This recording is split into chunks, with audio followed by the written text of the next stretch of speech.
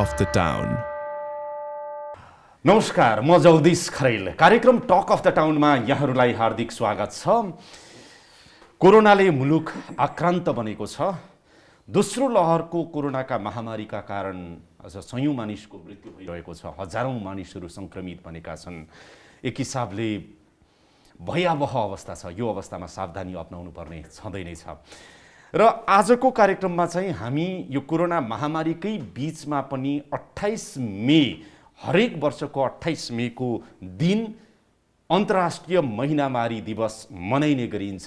यसैको सेरोफेरोमा रहेर कुराकानी गर्नेछौँ र अन्तर्राष्ट्रिय रूपमा इट्स टाइम फर एक्सन भनेर चाहिँ यो महिनावारी दिवसलाई मनाइराखिएको छ भने नेपालमा एजुकेसन फर डिग्निफाइड मेन्सुरेसन यो नाराका साथ महिनावारी दिवस मनाइएको छ। यसैको सेरोफेरोमा रहेर आज हामी कुराकानी गर्नेछौँ। विशेष गरेर महिनावारीको सन्दर्भमा अहिले पनि हाम्रो नेपालको अवस्था के छ, समस्या के छ, चुनौती के छन्, हाम्रा नीति नियम पोलिसीहरूमा हामीले के कस्तो व्यवस्था गरेका छौँ, त्यसको कार्यान्वयन कसरी गरिरहेका छौँ र यो के महिलाको मात्रै इस्यु हो अथवा यो हामी सबैको इस्यु हो, यसलाई हामीले कसरी बुझिरहेका छौँ र विशेष गरेर यसपालाको नारा जुन शिक्षासँग जोड दिएर राखिएको छ, एजुकेसन फर डिग्निफाइड मेन्सुरेसन भनेर हाम्रा पाठ्यक्रमहरूमा, हाम्रा विद्यालयहरूमा, हाम्रा कलेजहरूमा यसलाई कसरी हेरिएको छ, कसरी समावेश गरिएको छ र सरकारले र सम्बन्धित सरोकारवाला निकायहरूले यसको कार्यान्वयनका लागि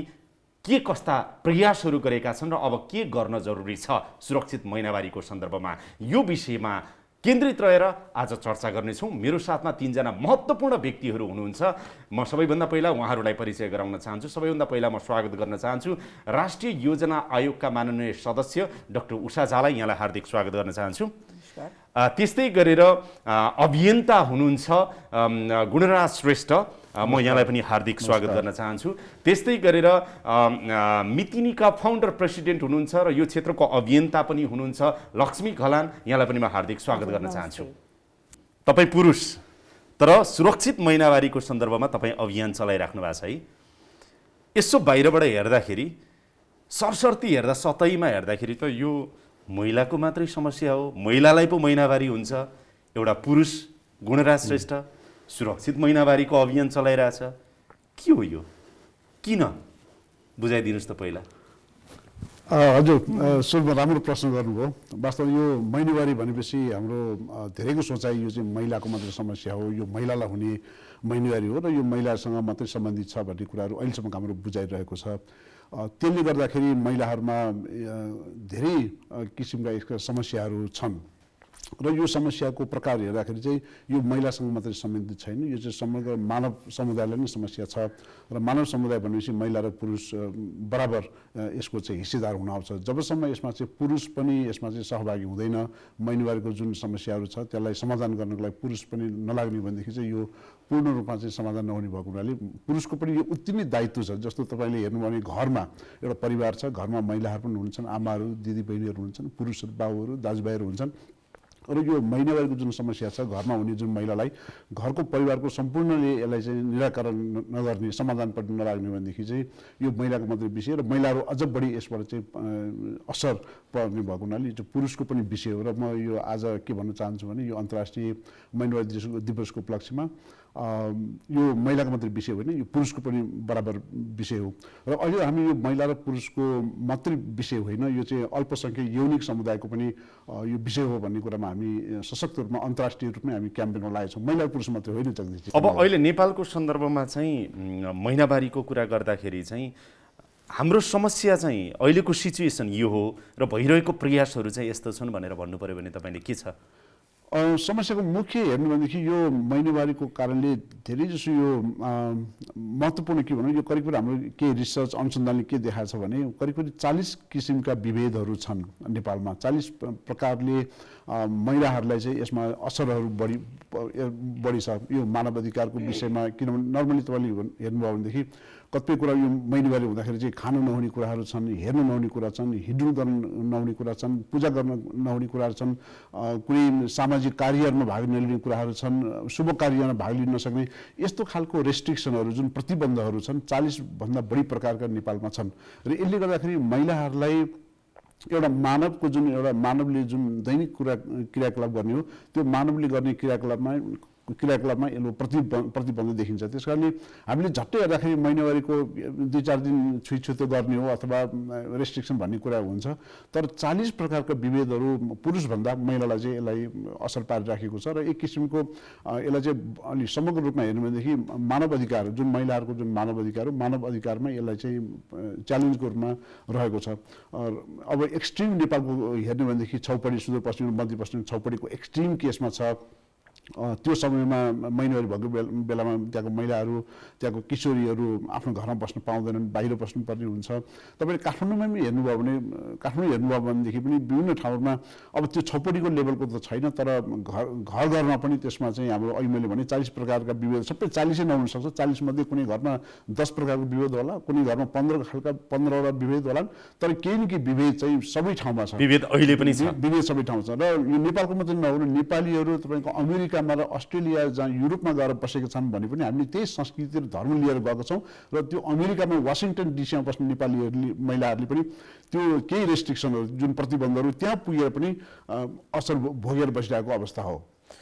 डाक्टर उषाजा, समग्रमा महिनावारीको सुरक्षित महिनावारीको हामी चर्चा गरिराख्दाखेरि तपाईँलाई पहिलोचोटि महिनावारी भएको अवस्था र तपाईँको छोरीलाई पहिलोचोटि महिनावारी भएको अवस्थामा एउटा प्रतिनिधित्व गर्दै, समग्र महिलाहरूको प्रतिनिधित्व गर्दै भन्नुभयो भने नेपालमा केही परिवर्तन आयो आएन, आयो भने के परिवर्तन आयो, र अहिले पनि महिनावारीको सन्दर्भमा यो समस्या छ भनेर भन्नु पर्यो भने के भन्नुहुन्छ? केही कुरा अघि गुणराज सरले पनि भन्नुभयो। अब मेरो पालोमा जस्तो थियो 100% अहिले त्यसरी नै त छैन, धेरै चेन्जेसहरू भएको छ हाम्रो पालोमा। मैले धेरै रेस्ट्रिक्सन भोग्नु नगरे पनि मेरो दिदी बहिनीहरू मैले हेरेको थिएँ समाजमा। त्यो जेनेरेसनको नेपालमा भनौँ न, मेरो जेनेरेसनमा चाहिँ धेरै रेस्ट्रिक्सन्स थियो। मेरो जेनेरेसनका वुमेनहरूले अछुतै भएको जस्तो व्यवहार हुन्थ्यो उनीहरूसँग। उनीहरूले एउटा गाईगोठमै राख्ने काम पनि हुन्थ्यो। उनीहरूले यस्तो कपडा मतलब त्यो फोहोर हुन्छ, सफाइको त कुरै थिएन। ऊ फोहोरमै बस्नुपर्छ, ऊ फोहोरी छ, अहिले यो फेजमा ऊ फोहोरी छ भन्ने नै सोच थियो कि। तर नेक्स्ट जेनेरेसन आउँदाखेरि मलाई के फिल भयो भने यो निर्मूल भएको छैन, तर अलिअलि एजुकेसन चाहिँ बढेको छ। यो त एउटा it is a happy moment हो जसलाई चाहिँ मैले सेलिब्रेट गर्न पाउनुपर्छ होइन। अब उहाँले अघि नेवारको कुरा गर्दै हुनुहुन्थ्यो, यहाँ पनि नेवारले त सेलिब्रेट गर्छ। लास्टमा गएर त्यत्रो त्यो सेलिब्रेसन गरेर वुमेनलाई इन्ट्रोड्युस गराउँछ, now that you have converted, एउटा फेज तिमी लाइफको पार गर्यो भनेर सेलिब्रेसन गर्छ नि त। त्यही त सेलिब्रेसन हुनुपर्छ। मैले कुनै अपराध गरेको छैन, अब म प्रोडक्टिभ एजमा गएँ, अब मैले चाहिँ बच्चा प्रड्युस गर्न सक्छु, अब म चाहिँ यो संसारलाई अर्को एउटा लाइफ दिन सक्छु भने त्यो सेलिब्रेसनको ठाउँमा मेरो लागि अरूले बोलिदिनु पऱ्यो होइन, तपाईँले बोलिदिनु पऱ्यो, उहाँले बोलिदिनु पऱ्यो। जबसम्म मैले मेरो लागि बोल्दिनँ तबसम्म 100% परिवर्तन चाहिँ आउँदैन। यो चाहिँ अलिकति सेनिटेसन हाइजिन बार्ने कुरा भन्दा पनि यो चाहिँ मर्यादित विषय। वास्तवमा यो चाहिँ एउटा महिला भइसकेपछि यो महिला डाक्टर साहबले राइटली भन्नुभयो, यो चाहिँ एउटा मानव विकासलाई कन्टिन्यू गर्ने एउटा चाहिँ असाधारण क्षमता महिलाहरूको हो। यो असाधारण क्षमता भन्छु मैले यसलाई। र यो चाहिँ महिलाहरूको पुरुष वर्ग अथवा मानव वर्गको प्रतिष्ठाको विषय हो। यो डिग्निटीको विषय हो जुन महिलामा चाहिँ, जुन पुरुषमा छैन एउटा जुन असाधारण क्षमता त्यो महिलामा छ। एकदम यसलाई असाधारण क्षमताको रूपमा हामीले सेलिब्रेसन गर्ने, यसलाई चाहिँ डिग्निटीको कुरा गर्ने, यसलाई प्राइडको कुरा गर्ने। नेपाली भन्दाखेरि यो मर्यादित एकदमै मानव समुदायको लागि मर्यादित विषय हो। त्यस कारणले हामीले जुन यो अहिले हामी क्याम्पेन गरेका छौँ यो चाहिँ बार्ने अथवा सोचाइको कुरा भन्दा यसलाई कसरी हामीले यो महिनावारीले चाहिँ महिलाको प्रतिष्ठाको विषय हो, यो चाहिँ मानव समुदायको एउटा चाहिँ मर्यादित विषय हो भनेर एउटा जनमानसमा परिवर्तन गराउनको लागि चाहिँ हामी लागिरहेछौँ। लक्ष्मीजी, तपाईँ पुरुष हो कि महिला? अब के देख्नुभएको छ यहाँले होइन? अब सबैको नजरमा लक्ष्मी घलान कसैलाई लाग्छ महिला, कसैलाई लाग्छ पुरुष। तपाईँ आफू चाहिँ आफूलाई के भन्न रुचाउनुहुन्छ? म आफूले आफूलाई एउटा व्यक्ति, एउटा स्वाभिमान व्यक्ति, एउटा भनौँ न के अरे समाजले जुन चाहेको छ त्यो खालको व्यक्ति, तर समाजले त्यो पचाउन नसकेको व्यक्ति। मैले तपाईँलाई लक्ष्मी घलान पुरुष हो भनेर भने गलत हुन्छ या हुँदैन? त्यो गलत र सही भन्दा पनि अब हजुरले अब मलाई पुरुषको नजरमा देख्नुभयो होइन। अहिले अब के अरे म आफूले आइडेन्टिफाई गर्दाखेरि एज अ म पुरुष भनेर आइडेन्टिफाई गर्न पनि सक्छु या नगर्न पनि सक्छु, तर मलाई चाहिँ हजुरले you called me Lakshmi Ghalan. Lakshmi Ghalan, yes. तपाईँको अनुहार हेर्दाखेरि तपाईँको शरीर हेर्दाखेरि बाहिरबाट हेर्दाखेरि म पुरुष देख्छु, हजुर तर तपाईँको चाहिँ नि तपाईँ के हो भनेर सोध्न चाहेको अझ स्पष्ट रूपमा। हजुर बायोलोजिकल म महिला, एउटा भजाइना एउटा पाटेघर लिएर जन्मेको महिला। अनि त्यसमा पनि मेरो बुवा आमाले मलाई, मेरो आमाले जन्म दिँदाखेरि मलाई छोरी नै भनेर जन्माएको एउटा बच्चा बालिका होइन, हुर्किँदै जाने क्रममा चाहिँ मेरो यौनिकता, मेरो पहिचान होइन, मेरो चाहना, मेरो जेन्डर आइडेन्टिटी यो फरक भएको मान्छे। तपाईँसँग पाठेघर छ, तपाईँलाई पिरियड हुन्छ,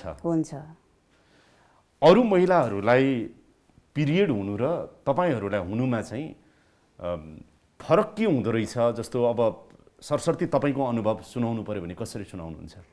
यस्तो कस्तो भनेदेखि हाम्रो डाक्टर साहब र ममा हुने उसमा कुनै पनि फरक छैन। एउटा जेन्डर आइडेन्टिटी, मेरो सेक्सुअल ओरिएन्टेसन फरक हुनसक्छ, उहाँ पनि पिरियड हुनुहुन्छ होइन, महिनाको एकचोटि पिरियड हुनुहुन्छ, म पनि त्यही महिला हो, तर मसित पाटेघर भएको।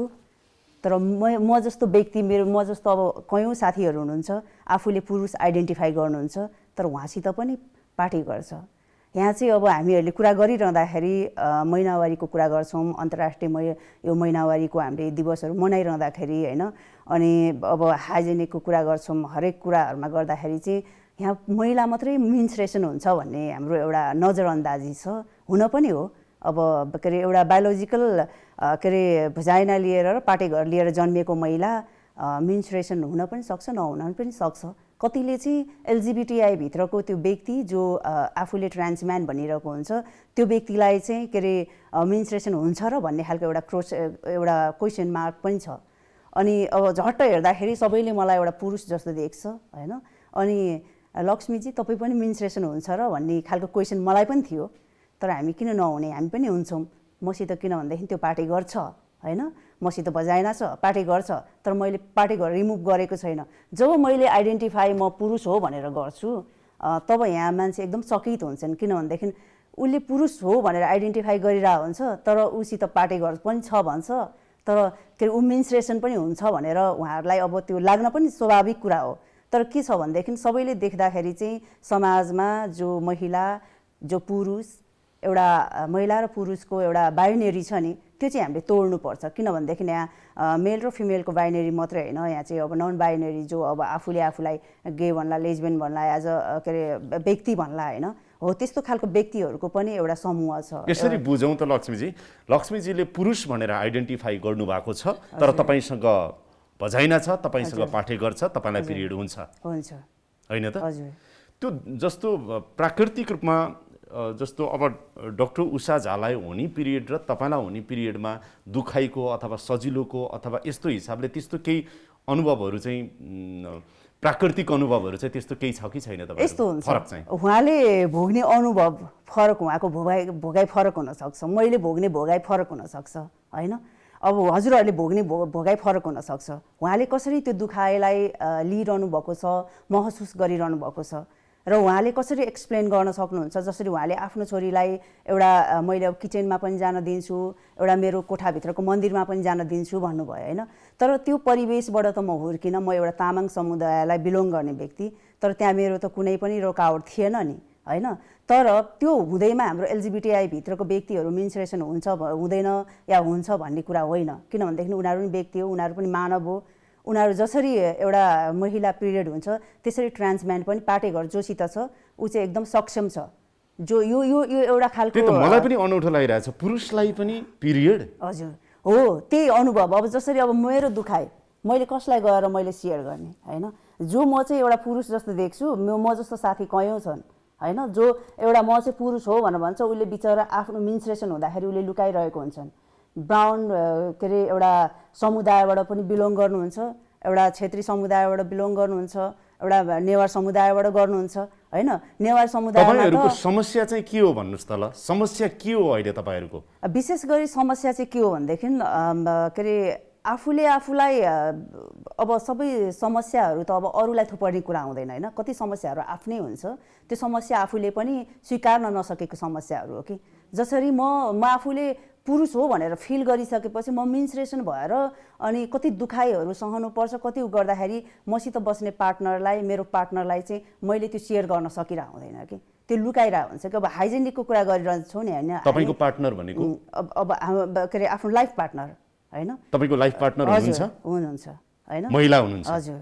अब के अरे अब जस्तो अब तपाईँहरू श्रीमान श्रीमती हुनुहुन्छ, श्रीमान श्रीमती दाम्पत्य भनौँ, श्रीमान श्रीमती भन्दा पनि एउटा पुरुष र एउटा मेलको के अरे एउटा पुरुष मेलको र एउटा फिमेलको मात्रै कुरा नगरौँ न होइन। एज अ के अरे श्रीमान श्रीमान, एज अ श्रीमती श्रीमती होइन, एज अ त्यसमा अब एउटा बोथली भन्नुभयो नि, एउटा दाम्पत्य भन्नुभयो नि, हो त्यसमा हो दम्पति भनौँ, कपल। हजुर कपल, त्यसमा जाउँ। सो तपाईँ म्यारिड हो? म्यारिड त भन्न मिलेन, किनभने नेपाल सरकारले अब त्यो म्यारिड गर्नको लागि त कुनै पनि हामीलाई लिगलाइज एउटा केही पनि भएको छैन। एउटा सामान्य के अरे 2007 मा आएर चाहिँ हामीलाई अब बस्ने एउटा भनौँ न के अरे तिमीहरू चाहिँ बस्न सक्छौ, तिमीहरू चाहिँ लिभिङ टुगेदर होइन, एउटा उसमा बस्न चाहिँ तिमीहरू बस्न सक्छौ भन्ने एउटा के अरे सर्वोच्च अदालतले त्यो आदेश दियो। तर त्यो आदेश सँगसँगै हाम्रो चाहिँ कुनै पनि डकुमेन्टेसन चाहिँ हुन सकेन कि, कागजी प्रक्रियाहरू चाहिँ केही पनि हुन भनेपछि सकेको। तपाईँलाई चाहिँ महिलाको पीडा पनि, पुरुषको पीडा पनि, महिलाको अनुभूति पनि, पुरुषको अनुभूति पनि दुईटै अनुभूति छ मलाई, दुवै छ। कहिले म आफूलाई एकदमै पुरुषै सोच्छु होइन, म एकदमै पुरुषै हो, कोही पुरुषभन्दा म कम छैन। मलाई एउटा लेम्यान क्वेसन सोध्न मन लाग्यो लक्ष्मीजी तपाईँलाई, तपाईँ बच्चा जन्माउने क्षमता चाहिँ राख्नुहुन्छ कि राख्नुहुन्न? यस्तो हो, बच्चा जन्माउने क्षमता छ ममा होइन, तर मेरो चाहना छ कि छैन भन्ने कुरामा चाहिँ मेरो बच्चा जन्माउने चाहना छैन, तर मलाई बच्चा मनपर्छ। त्यसको अर्थ म बच्चा जन्माउँदिनँ, तर मलाई बच्चा मनपर्छ। आज एउटा साह्रै महत्त्वपूर्ण यो छलफल भयो। हामीले चाहिँ के भन्थ्यौँ भने डाक्टर उषाजा, यो चाहिँ महिलाको मात्रै होइन, पुरुषको पनि सरोकारको विषय हो, मर्यादित सुरक्षित महिनावारी भन्थ्यौँ। अब त्यो मात्रै होइन नि त, यो त चाहिँ नि लैङ्गिक तथा चाहिँ नि यौनिक अल्पसङ्ख्यकको पनि इस्यु हो, यो सबैको मानव जातिको चाहिँ हो भन्ने कुराहरू आइराख्दाखेरि अब गुणराज सर, अब डाक्टर उषा झालाई सोध्नुपर्ने प्रश्न त छ, हाम्रो त जस्तो एजुकेसन फर डिग्निफाइड मेन्सुरेसन भनेर हामीले भनिरहेको छौँ, एउटा चाहिँ मर्यादित सुरक्षित महिनावारीको लागि चाहिँ शिक्षाको कुरा गरौँ न। त्यो गर्दाखेरि चाहिँ हाम्रो नीतिमै कहाँनिर समस्या छ, हाम्रो कार्यान्वयनमै कहाँनिर समस्या छ, जहाँ राज्यले चाहिँ अब चेन्ज ल्याउन जरुरी छ भन्ने ठान्नुहुन्छ तपाईँ? हजुर, यसपालिको जुन यो नेपालको नारा हामीले बनाएका छौँ मर्यादित महिनावारीको लागि शिक्षा भनेर, र यो वर्ष वास्तवमा नेपालमा चाहिँ विशेष गरेर शिक्षा मन्त्रालय पाठ्यक्रम विकास केन्द्रबाट यो वर्ष सम्पूर्ण विद्यालयहरूको पाठ्यक्रमको चाहिँ पुनर्मार्जन रिभिजन गर्ने वर्ष थियो, र त्यो क्रममा चाहिँ शिक्षा मन्त्रालयबाट विशेष गरेर पाठ्यक्रम विकास केन्द्रबाट चाहिँ यो पहिलाको जुन पाठ्यक्रममा थियो यसलाई चाहिँ धेरै रूपमा चाहिँ यसलाई जुन अहिलेको हाम्रो यो मर्यादित महिनावारीको विषयहरू समेट्नुपर्छ भन्ने कुरा महसुस भयो है। र यो ठुलो कुरा भएको छ यो वर्ष विशेष गरी 2020 है। र पहिलाको पाठ्यक्रम हेर्दाखेरि अघि हामीले कुरा गऱ्यौँ महिनावारीलाई खालि बायोलोजिकल प्रोसेस, बायोलोजी हो, यो रिप्रोडक्टिभ हेल्थको एउटा पार्ट हो, बायोलोजिकल प्रोसेस भन्ने मात्रै हिसाब गरिएको थियो। त यो चाहिँ मर्यादित विषय हो, महिलाहरूको मर्यादित विषय हो, यसमा चाहिँ धेरै सामाजिक विचारको कुराहरू, जानकारीको कुराहरू चाहिँ एकदमै पाठ्यक्रममा थिएन। त्यसकारण यसपालि पाठ्यक्रम विकास केन्द्रले यो सम्पूर्ण कक्षा 4 देखि, पहिला चाहिँ कक्षा 5 देखि महिनाहरूको विषयहरू थियो भने यसपालिदेखि कक्षा 4 देखि नै यो महिनाहरूको विषयलाई समेटेको छ, र कक्षा 12 सम्म यसलाई चाहिँ गरिएको छ। र यो ठुलो चाहिँ शिक्षा मन्त्रालयले यसपालि गरेको हुनाले यो वर्षलाई हामी नेपालमा उपलब्धिमूलक भएको हुनाले यो वर्षलाई हामीले यसलाई मान्नुपर्छ, यसलाई एप्रिसिएट गर्नुपर्छ भनेर यो वर्षलाई हामीले शिक्षासँग सम्बन्धित राखेर यसलाई हामी सेलिब्रेसन पनि गरिरहेका छौँ यसलाई चाहिँ। र अब यो अहिले पाठ्यक्रम बन्ने क्रममा छ, र यो पाठ्य पुस्तकहरू पनि लेखन कार्यहरू भइरहेको छ, र त्यो क्रममा हामीले यो मैले जुन महिनावारीको अलायन्स नेटवर्क छ त्यसको चाहिँ अहिले संयोजनको भूमिका गरेको छु। शिक्षा मन्त्रालयलाई सहयोग कसरी गर्न सकिन्छ, पाठ्यक्रममा कसरी यसलाई चाहिँ हामीले सुझावहरू कसरी दिन सकिन्छ, कसरी परिमार्जन गर्न सकिन्छ भन्ने कुरामा व्यापक रूपमा सहकारी गरिरहेछौँ। र यो पाठ्यक्रम र पाठ्य पुस्तक मात्रै बनाएर हुँदैन, र त्यो शिक्षण गर्नको लागि चाहिँ त्यसको शिक्षासँग सम्बन्धित यो एजुकेसन मटेरियल भन्छ अङ्ग्रेजीमा, एजुकेसन शैक्षिक सामग्री पनि आवश्यक हुँदो रहेछ। त्यस कारण उपयुक्त शैक्षिक सामग्री विशेष गरी महिनावारीको पठन पाठनलाई सहिलो होस् भनेर यो क्रममा हामी शैक्षिक सामग्री बनाउने क्रममा पनि छौँ। र विशेष गरेर अघि मैले भन्नुभयो यो लैङ्गिक अल्पसङ्ख्यकको पनि समस्यालाई पनि लिएर त्यो पाठ्यक्रममा कसरी राख्न सकिन्छ, यो पाठ्य सामग्री कसरी गर्न सकिन्छ भनेर अहिले हामी त्यो काम गरिरहेछौँ। मैले के भन्छु भने महिनावारी हुनु अपराध होइन, सिम्पल स्लोगन चाहिँ अपराध होइन। महिनावारी एउटा बायोलोजिकल प्रोसेस हो, सबैको लाइफमा हुन्छ होइन, सबैको लाइफमा एउटा चाहिँ फेज हो, त्यो महिनावारी हुन्छ, सबै वुमेनलाई हुन्छ। सोसियली चाहिँ यो एक्सेप्ट हुनुपर्छ कि यो अपराध होइन, यो बायोलोजी हो। यसले चाहिँ एउटा बालिकालाई प्रोडक्टिभ फेजमा पुर्याइरहेछ, त्यसैले यो मर्यादित हुनुपर्छ। तर 80% भन्दा बढी चाहिँ सुरक्षित तथा मर्यादित महिनावारीको दायराभित्र हामी छैनौँ भनेपछि हाम्रो कहाँनिर कमजोरी छ त? हाम्रो पोलिसीमा कमजोरी छ अथवा इम्प्लिमेन्टेसनमा कमजोरी छ अथवा हाम्रो जनचेतनामा कमजोरी छ? कहाँ बढी कमजोरी देख्नुहुन्छ र के गर्नु पर्यो? मलाई भन्नुहुन्छ भने दुईटै कुरो छ। अब नीतिगत रूपमा पनि नीति बनाउनेहरूको सिकाइ पनि पुगेको छैन। नीति बनाउनेहरूले धेरै जसो के हुन्छ भने त्यही 15-20-25% पपुलेसनमै नीति बनाउनेहरू सीमित हुन्छन्। स्टोरिजहरू सुनेका हुन्छन् तर त्यो नीतिमा रिफ्लेक्ट भइसक्या हुँदैन। त्यसले गर्दा अहिले महिनावारी मर्यादित भएर आउनुपर्छ भन्ने कुरा खुब राम्रोसँग रिफ्लेक्सन चाहिँ भएको छैन।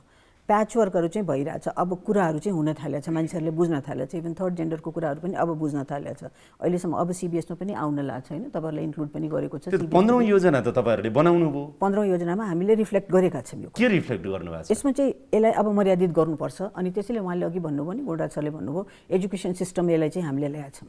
एजुकेसन सिस्टम त्यो एउटा राम्रो चेन्ज भएको छ, त्यो ठिक छ। त्यो चाहिँ ठुलो कुरो हो। तर त्यो चाहिँ ठुलो फड्को मार्नु, किनभने तपाईँको 4 क्लासमा जाने केटाले 4-5 क्लासमा जाने केटाकेटी दुवैले सँगसँगै पढ्छन् महिनावारी के हो, महिनावारी कसरी मर्यादित गर्नुपर्छ, महिनावारीले हामीले किन यसरी अहिलेसम्म विभेद गरेको हो भने त्यो बुझाइ 4 क्लासको बच्चाले पुग्नु, 5 क्लासको बच्चाले पुग्नु र केटा र केटी जोइन्टली पढ्नु जुन छ नि, त्यो समाज परिवर्तनको ठुलो एउटा आधार क्रिएट हुन्छ। त्यो त कोर्समा आउनु भनेको ठुलो कुरो भएको छ, स्कुल एजुकेसनमा जानु भनेको ठुलो कुरो भएको छ। त्यो चाहिँ एउटा ठुलो हाम्रो एरिया हो जहाँबाट हामीले यसलाई चाहिँ छिराउन सक्छौँ। सरले नीतिको कुरा गर्दै हुनुहुन्थ्यो होइन? नीतिको कुरा मैले गर्दैछु, नीतिमा म आउँदैछु। अब स्कुलको नीतिमा एउटा त कोर्समा आयो। दोस्रो कुरो के हो भने अब अहिले हामीले स्यानिटरी प्याड डिस्ट्रिब्युसनका कुराहरू गरिरहेछौँ। हामीले एजुकेसनमा एउटा यो सो मेनी फ्याक्टर्स के कारणले केटीहरू स्कुलमा आउन सकिरहेको हुँदैन, धेरै कारण छ, सोसियल फ्याक्टरहरू धेरै छन्। तर एउटा कारण महिनावारी पनि छ। महिनावारीले गर्दा केटीहरू स्कुलमा रेजिस्टर हुन पाउँदैन, रेजिस्टर भइ नै हालेछ भने कन्टिन्यू गर्न पाउँदैन, कन्टिन्यू गरिहालेछ भने पनि अलि दिनपछि ड्रप गर्छ। किनभने महिनाको 4 दिन 5 दिन उनीहरू डिस्कन्टिन्यू हुनुपर्ने हुन्छ, विभिन्न कारणले डिस्कन्टिन्यू हुनुपर्ने। महिनावारी पनि एउटा मेजर कारण हो डिस्कन्टिन्यू हुनुपर्ने। त्यो रियलाइज गरेर अहिले शिक्षा मन्त्रालयद्वारा चाहिँ गभर्मेन्ट अफ नेपालले हामीले कार्यविधि नै बनाएर स्यानिटरी प्याड डिस्ट्रिब्युसनको कामहरू चाहिँ गरिरहेछौँ। स्कुलहरूमा सबै सामुदायिक विद्यालयहरूमा हामीले स्यानिटरी प्याड डिस्ट्रिब्युसन गर्ने त्यसको क्यालकुलेसन पुरा कार्यविधि नै बनेको छ। त्यो कार्यविधि आफ्नो ठाउँमा छ। प्रयासहरू, नीति बनाउने प्रयासहरू अब गुणराज सरले नै भन्नुभयो, अरू मन्त्रालयहरूले पनि धेरै प्रयासहरू गरिरहेछन्। त्यो नीतिकै रूपमा अहिले इन्डोर्स चाहिँ भइसकेको छैन होइन, तर त्यसको होमवर्कहरू धेरै भएको छ। हामी यति काम गरिरहेछौँ भन्छौँ होइन, तर त्यो 80% भन्दा बढी महिला त दायरामै आएको छैन। अब युनिक तथा लैङ्गिक अल्पसङ्ख्यकको कुरा त अघि लक्ष्मीजीले भन्नुभयो, त्यो अर्को एउटा फ्याक्टर छ। भने पछाडि त कसरी ल्याउने, के गर्ने, योजना आयोगले के गर्नु पर्यो, तपाईँहरूले के गर्नु पर्यो, सरकारले के गर्नु पर्यो, यसो भयो भने चाहिँ हुन्छ भन्ने के छ? सरकारको तर्फबाट विभिन्न मन्त्रालयबाट केही कामहरू भइरहेको छ। शिक्षाबाट, स्वास्थ्यबाट, महिलाबाट भइरहेछ, खानेपानीबाट भइरहेछ।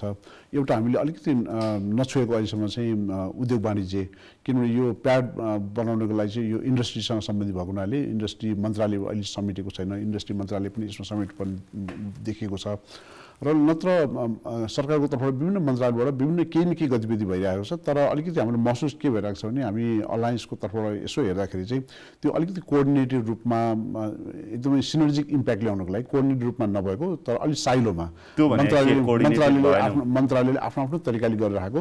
निश्चित हामीले प्रतिफल भनौँ न, हामीले यो चाहिँ यो गोल यो हुन्छ, यो अचिभ गर्ने 3 वर्षमा 5 वर्षमा, जस्तो अहिले हाम्रो यो प्लान नेपाल सरकार जस्तो प्लानिङ कमिसन बन्छ, त्यो प्राप्त गर्नलाई सेट गर्दाखेरि कुन मन्त्रालयले कति गर्ने भन्ने खालको कति क्रियाकलाप गर्ने कति चाहिँ कामहरू गर्ने भन्ने चाहिँ कोअर्डिनेटेड रूपमा चाहिँ अलिकति ल्याकिङ भएको हुनाले अहिले प्लानिङ कमिसनबाट डाक्टर उषा आचार्य पनि अघि भन्दै हुन्थ्यो त्यसलाई कसरी मन्त्रालयको प्रयासलाई कसरी एकीकृत गर्न सकिन्छ भन्ने छ र मलाई लाग्छ म अहिले यो अलायन्स जुन 80 भन्दा बढी संस्थाहरू छन् त्यसमा संयुक्त राष्ट्र सङ्घका विभिन्न निकायहरू पनि छन् द्विपक्षीय बाइल्याटरल एजेन्सी छन् एनजिओ आइएनजिओ पनि सिभिल सोसाइटी पनि छ हामीले त्यो सरकारको प्रयास हेर्दाखेरि जुन साइलोमा भइरहेको छ एउटा कोअर्डिनेटेड तरिकाले संयोजन भएर गऱ्यो भनेदेखि राम्रोसँग त्यसको प्रतिफल ल्याउन सकिन्छ भन्ने लाग्छ अघि मैले उदाहरण दिएँ जस्तो शिक्षा मन्त्रालयबाट व्यापक रूपमा काम गर्छ त्यस्तै महिला मन्त्रालयबाट त्यस्तै तपाईँको स्वास्थ्य मन्त्रालयबाट त्यस्तै खानेपानीबाट त्यस्तै उद्योग वाणिज्य सङ्घबाट पनि भयो भने त्यो व्यापक हुन्छ र अर्को चाहिँ तपाईँको अघि प्रश्नमा आउँछु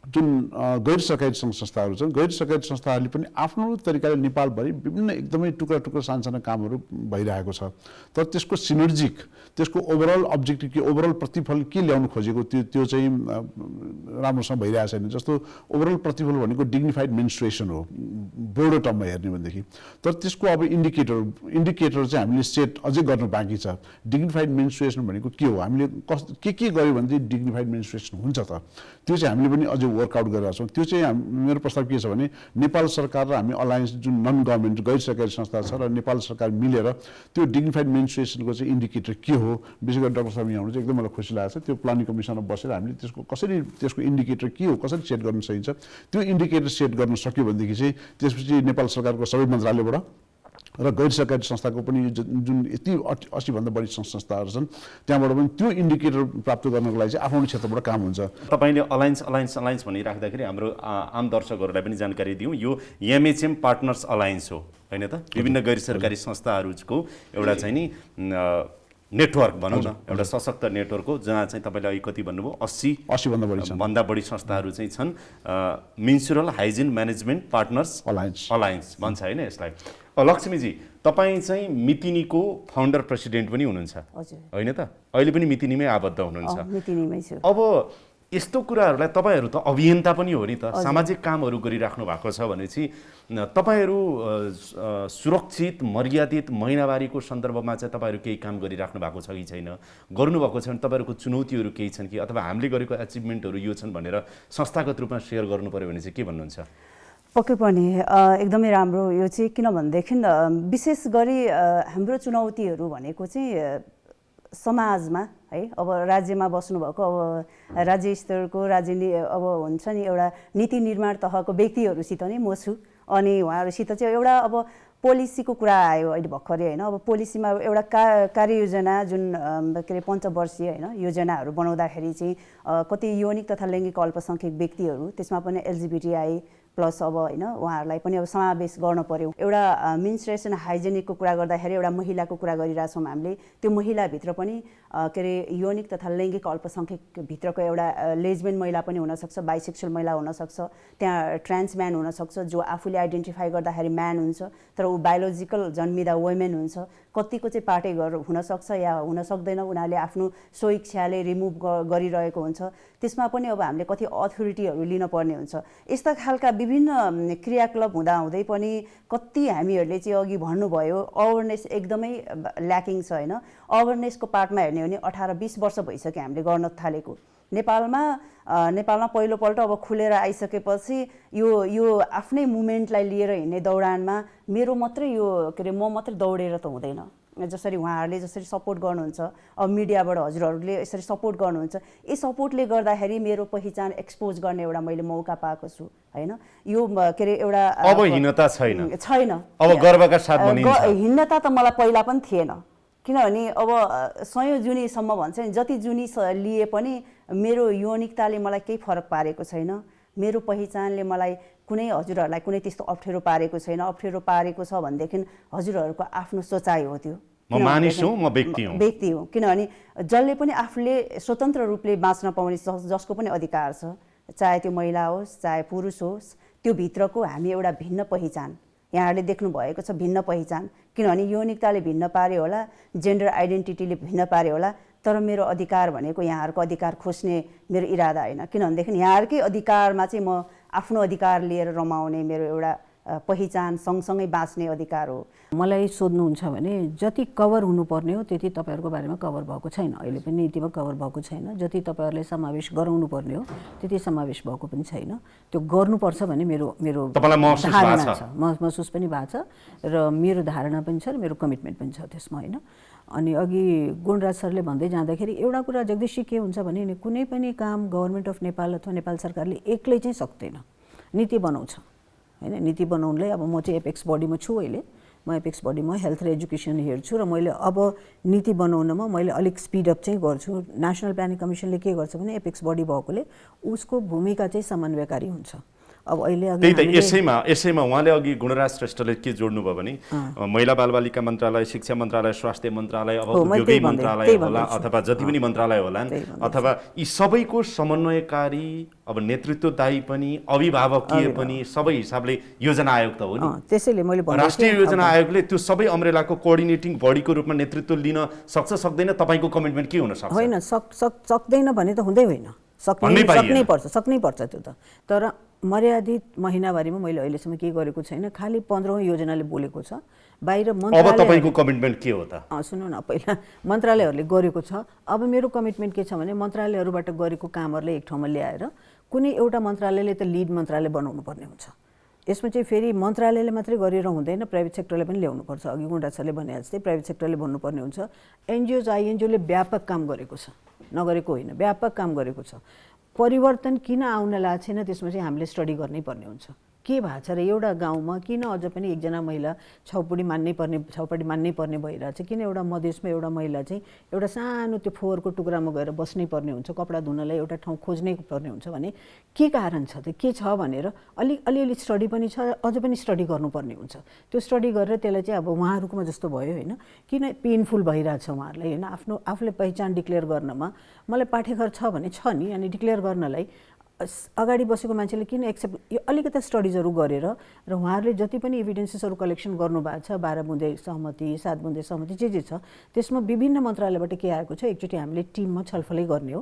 छलफल गरेर यसलाई अब कसरी अगाडि बढाउने भन्नेमा नीतिगत रूपमा यसलाई ल्याउने काममा चाहिँ मेरो प्रतिबद्धता हुन्छ। नीतिगत रूपमा चाहिँ आउनुपर्छ। लक्ष्मीजी, अन्तिममा हामी आएको छौँ यौनिक तथा लैङ्गिक अल्पसङ्ख्यकको तर्फबाट प्रतिनिधित्व गर्दै तपाईँले अब यसरी अगाडि, केही कुरा त अघि पनि गर्नुभयो, अब यसरी अगाडि बढाउन भनेर भन्नु पर्यो भने तपाईँ के भन्नुहुन्छ र तपाईँको कमिटमेन्ट चाहिँ के हुन सक्छ? विशेष गरी एउटा बोल्ने एउटा मौका दिनुभयो, होइन। मलाई चाहिँ के लाग्छ भनेदेखि सम्पूर्ण आम मानिसको एउटा मनस्थिति, एउटा हेर्ने नजरमा चाहिँ परिवर्तन आउनुपर्छ। किनभनेदेखि एलजिबिटिआई समुदायका व्यक्तिहरू चाहिँ मेन्स्ट्रुएसन हुन सक्दैन, यिनीहरूले बच्चा जन्माउन सक्दैन भन्ने एउटा उहाँहरूको एउटा थिङ्किङ छ। त्यसलाई नै हामीले चिर्नुपर्छ। किनभनेदेखि कति साथीहरू हामीसितै सङ्गत गरिरहेको साथीहरू पनि तिमीहरू पनि मेन्स्ट्रुएसन हुन्छ त भन्ने खालको एउटा प्रश्न छ, यो पनि हटाउनुपर्छ। जुन एउटा मैले अघि पनि भने एउटा महिला र पुरुषको एउटा के अरे दायरा छ, यसलाई नै हामीले तोड्नुपर्छ। किनभनेदेखि महिला र पुरुषको मात्रै होइन, यहाँ चाहिँ सम्पूर्ण आम मानिस भनेर हामीले चिन्नुपर्छ। त्यो मानिस भनिसक्दाखेरि त्योभित्र चाहिँ जोसुकै मानिस पनि पर्न सक्छ। यौनिक अल्पसङ्ख्यक मात्र नभएर यहाँ राउटेदेखि हरेक व्यक्तिहरूको कुरा पनि आउन सक्छ। त्यो सँगसँगै चाहिँ आम मानिसलाई चाहिँ म के भन्न पनि चाहन्छु भनेदेखि जो एलजिबिटिआईभित्र पनि विशेष गरेर हामी जस्तो व्यक्ति जो आफूलाई चाहिँ पहिचान गराउँदाखेरि उहाँहरूले देख्दाखेरि पनि, होइन, एउटा पाटेघर लिएर जन्मिएको उहाँ चाहिँ आफूले आइडेन्टिफाई गर्दा पुरुष यस्तो खालको पनि हुने रहेछ भनेर उहाँहरूको पनि मनसायमा बुझ्न अझ पनि सजिलो होस्, होइन।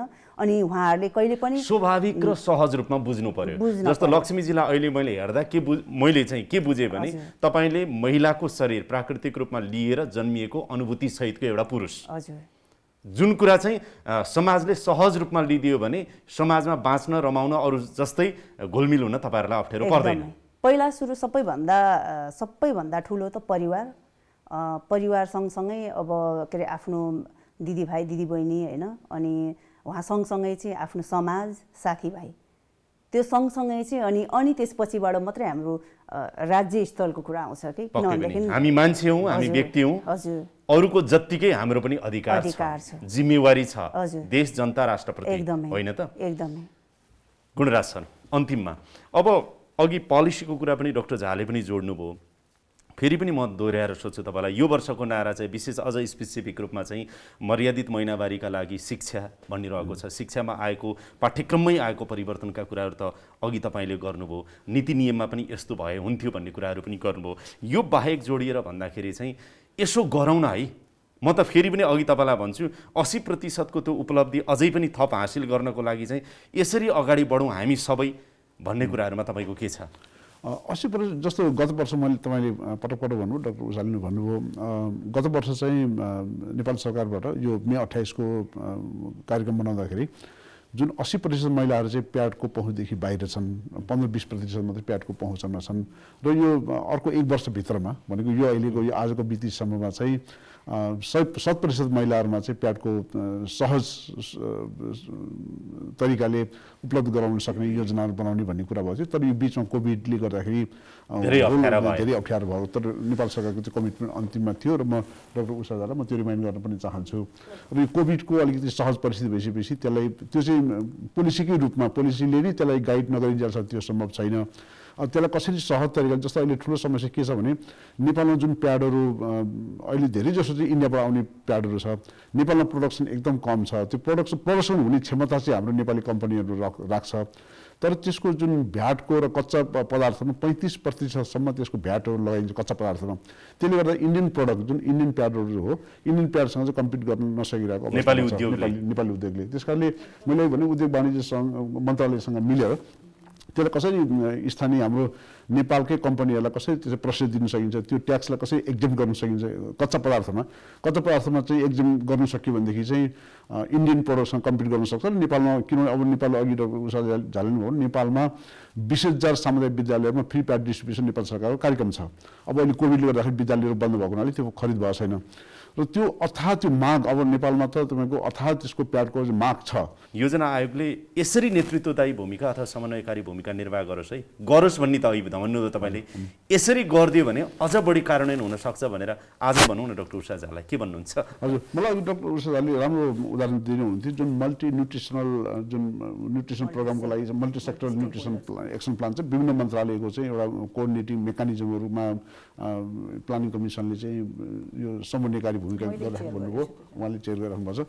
त्यस्तै तरिकाले यो महिनाहरूको पनि यो 5-6 मिनिस्ट्री मन्त्रालय पर्छन्, त्यस्तै खालको कोअर्डिनेटिङ मेकानिजम चाहिँ बनाएर हजुर म्याडमको उसमा प्लानिङ कमिसन भयो भनेदेखि चाहिँ एकदमै गरिरहेको छ। त्यसलाई खालि यसलाई कोअर्डिनेसन गर्ने केही इन्डिकेटर सेट भनेको नीतिको समीक्षा पनि हुने हो, नीति बनाउने पनि हुने हो र कार्यान्वयनमा जाने पनि हुने हो, एउटा मेकानिजम हो भने त्यो मेकानिजम भयो भनेदेखि एकदमै नेपालको जुन नेपाल सरकारले गरिरहेको छ त्यो एकदमै इम्प्याक्ट ल्याउन सकिने हुन्छ। र त्यो सँगसँगै नन गभर्मेन्टल र जुन प्राइभेट सेक्टर छ त्यसलाई पनि समेट्ने मेकानिजम त्यो ल्याउन सक्यो भनेदेखि चाहिँ एकैतालमा चाहिँ यो नेपालको मलाई लाग्छ त्यो गर्न सक्यो भने विश्वमै नेपाल एउटा नमुना हुनसक्छ, ठुलो चेन्ज आउन सक्छ। अब अन्तिम प्रश्न तपाईँलाई भन्छु, तपाईँको चाहिँ कमिटमेन्ट के हुन्छ त?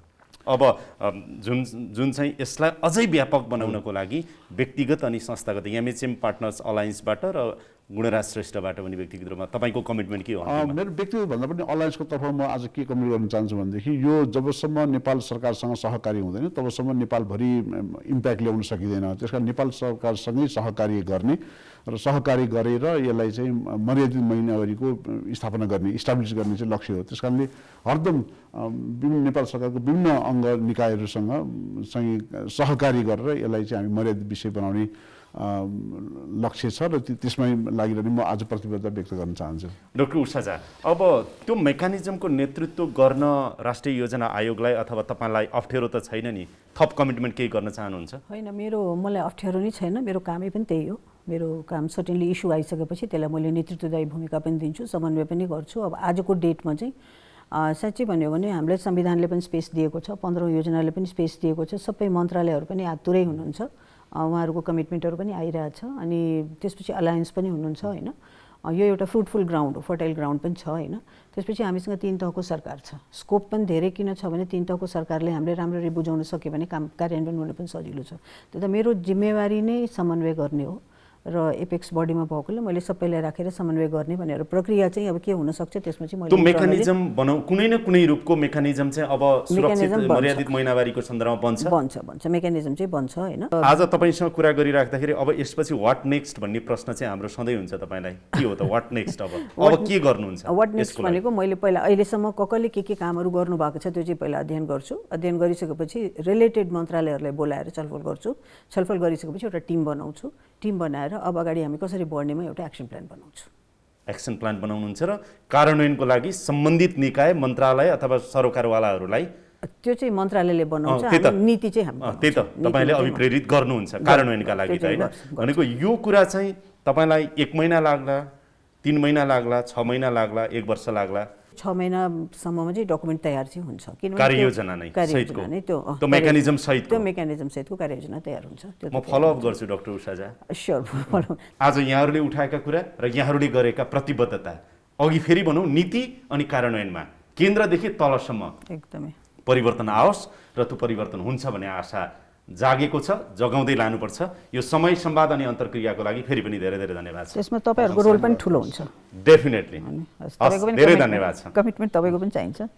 हामी कमिटेड छौँ, हामी पनि कमिटेड छौँ र हामी पनि यहाँहरूको साथमा सधैँ सँगै छौँ। त्यो चाहिँ चाहिन्छ नि। Thank you. Definitely thank you so much. Thank you.